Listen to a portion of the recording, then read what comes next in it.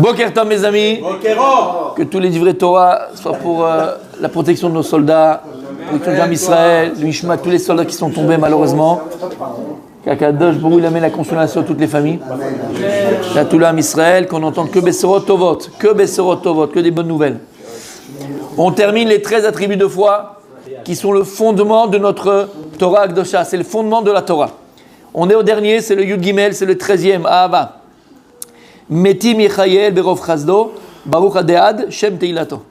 Donc on dit Metim Yechayel Berov Chazdo, Akadosh Baruch Hu fera revivre les morts par sa grande bonté, Baruch, béni Adead Shem, le nom de Dieu, Teilato, qu'on va louer. Et il dit comme ça le Rav, Triata Metim, donc le 13e fondement de la foi, c'est de croire en la résurrection des morts. Ve'af ingvar nirkebu menifredu le arba'a. Et même si Behemet, il y a des gens qui sont morts il y a 100 ans, 50 ans, 30 ans, 200 ans, 500 ans, 1000 ans, 2000 ans, 3000 ans. Et vadaï que le corps n'est plus. Il s'est déjà décomposé entre les 4 yesodot, les 4 fondements qui forment le monde. L'eau, l'air, la poussière. Et le feu. Et le feu. D'accord? Ils se sont séparés, il n'y a plus rien. Nirkav, le corps il a déjà pourri. Tu dis, mais qu'est-ce qu'il va rester de quoi? Il va revivre le mort. Il n'y a même pas de corps, il n'y a plus rien du tout. Et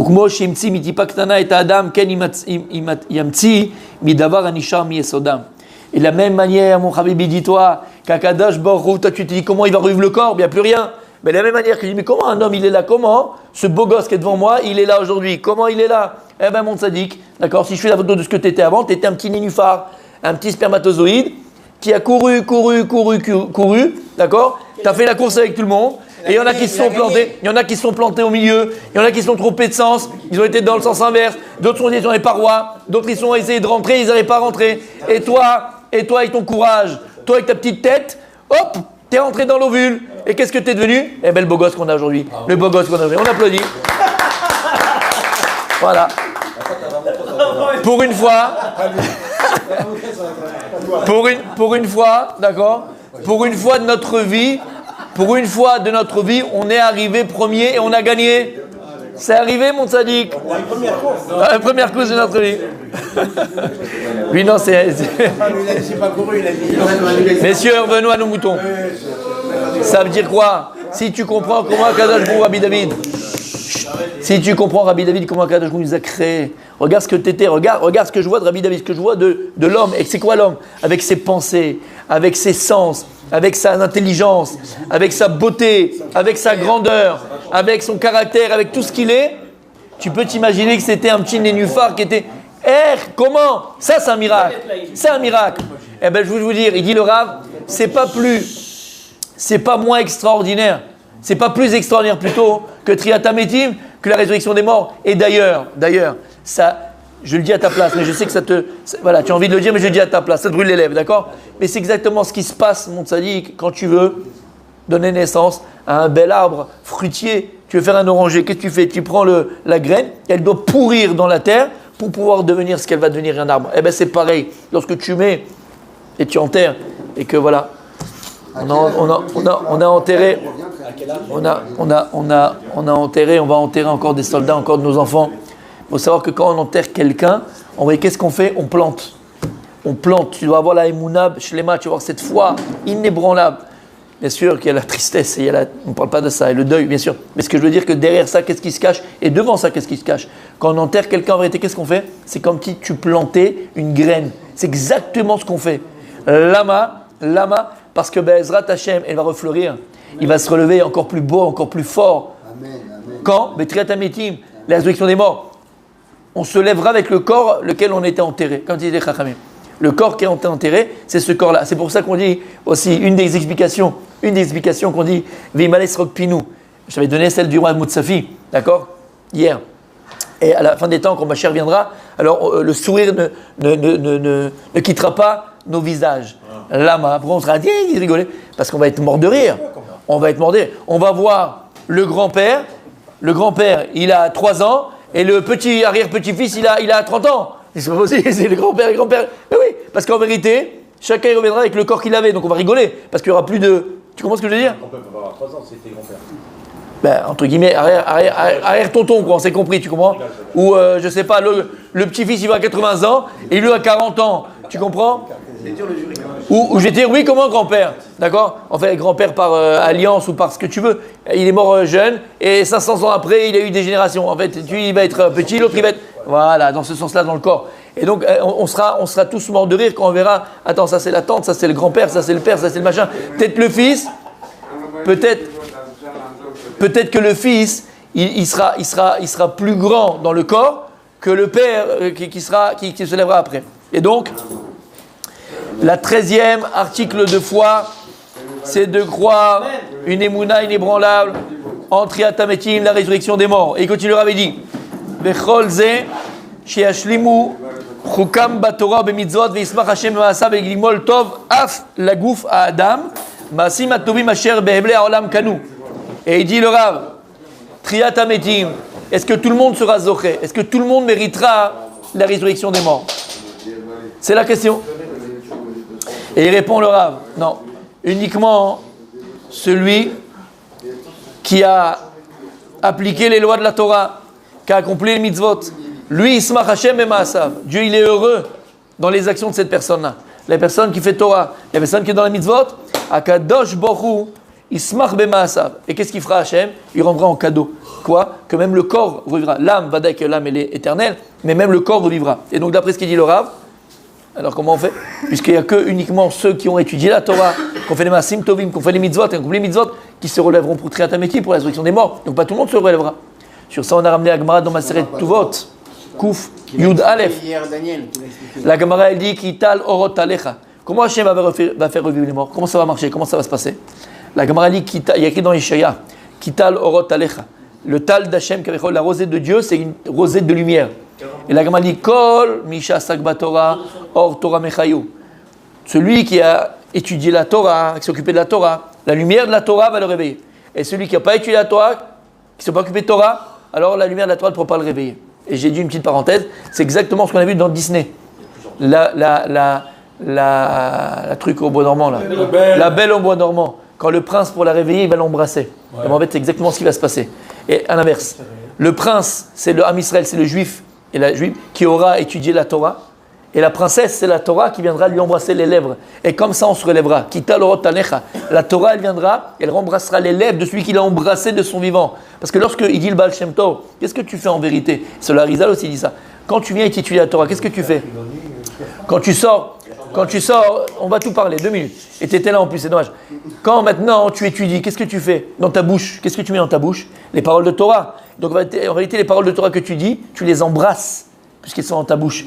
Et donc en réalité, mère, que toi, de ton vivant, tu as embrassé la Torah.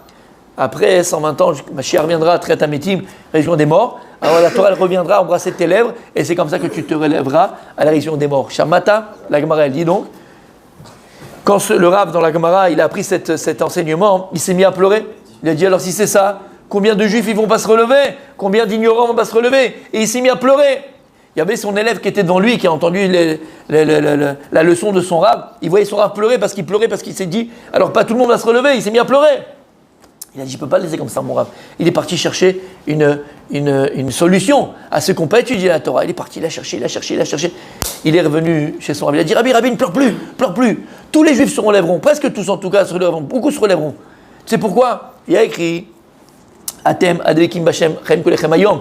On doit se attacher à Kadosh Baruch Hu d'Abekbo. On doit s'attacher à Hachem. Et de l'autre côté, écrit dans Parashat Nitzavim, à Kadosh, il appelait Esh Ochla. Dieu, c'est un feu dévorant. Alors comment tu peux me demander de m'attacher à Hachem, d'accord? Et de l'autre côté, c'est un feu. Si je m'attache au feu, je me brûle. Je ne peux pas m'attacher au feu. Alors en fait, c'est quoi l'explication où on nous demande de s'attacher à Kadosh Baruch Hu? Il vient dire, j'ai trouvé. Lorsque maintenant toi, tu vas non. Soutenir. Marier ta fille. Un Talmid Chacham. Voilà. Shana, un Talmid Chacham. La première et les autres qui vont suivre. Quand tu vas marier ta fille à un Talmid Chacham, alors c'est comme si tu t'attachais, tu montres que quoi? Que c'est ça le plus important. Parce que qu'est-ce qu'on cherche? Dis-moi, il fait quoi? Il est avocat, hein? Il est médecin, hein? Il fait quoi dans la vie? Tu as compris? Non, bébé. Nous, ce qu'on veut, mon tzadi, qu'est-ce qu'on cherche? On cherche un ben Torah, quelqu'un qui a des valeurs de Torah. On voit la famille, on voit les midot, on voit les mitzvot. il se lève la tfila, il fait la tfila, c'est ça qui nous importe. Talmid Chacham. Si tu vas marier ta fille à un Talmid Chacham, la Gemara elle dit, c'est comme si tu t'attachais à Kadosh Baruch Hu. Si maintenant toi tu viens et tu vas aider un Talmid Chacham de ton argent, soutenir un Talmid Chacham avec ton argent, c'est comme si tu t'attachais à Kadosh Baruch Hu. Si maintenant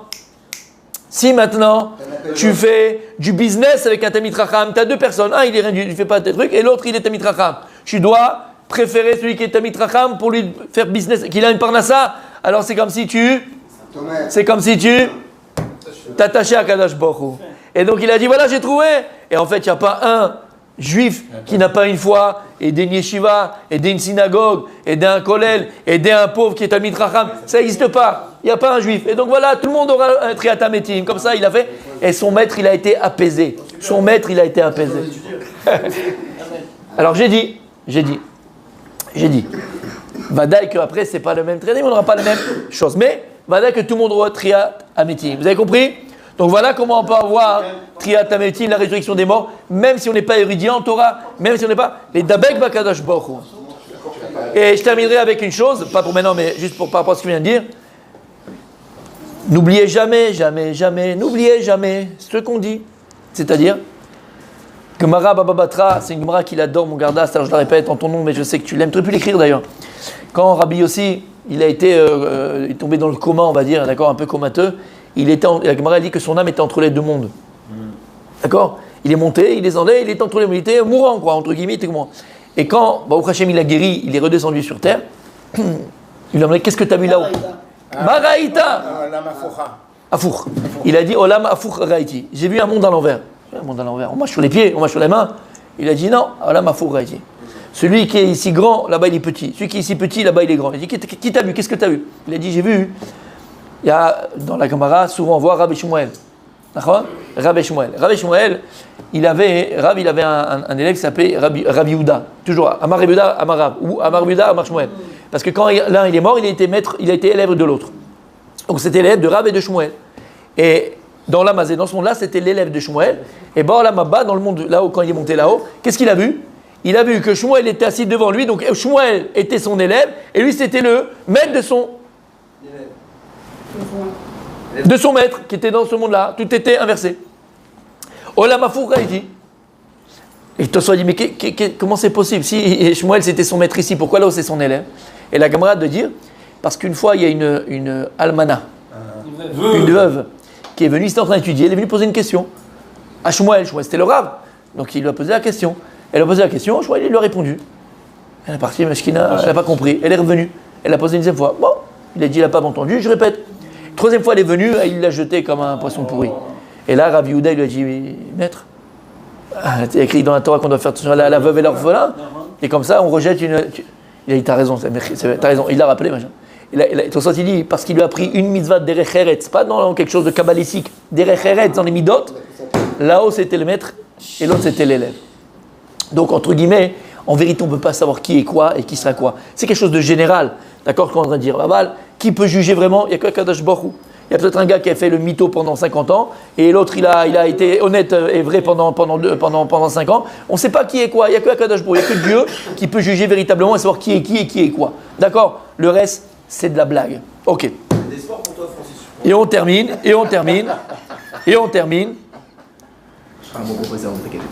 Ve'akiru ve'edu ki ata dayan emet bedin. Regardez ce qu'il dit après. Ve'akiru ve'edu ki ata dayan emet bedin memit umchaye ve'zechecha ledor vador haya ove ve'yeh. Et tout le monde saura que Dieu c'est un dayan emet, un juge vrai. Et Dieu est juge vrai, pas comme nous, comme il a dit Shmuel lorsqu'il a cherché le Mashiach Hashem, le roi d'Israël. Après Shmuel, il est parti chez Ishaï.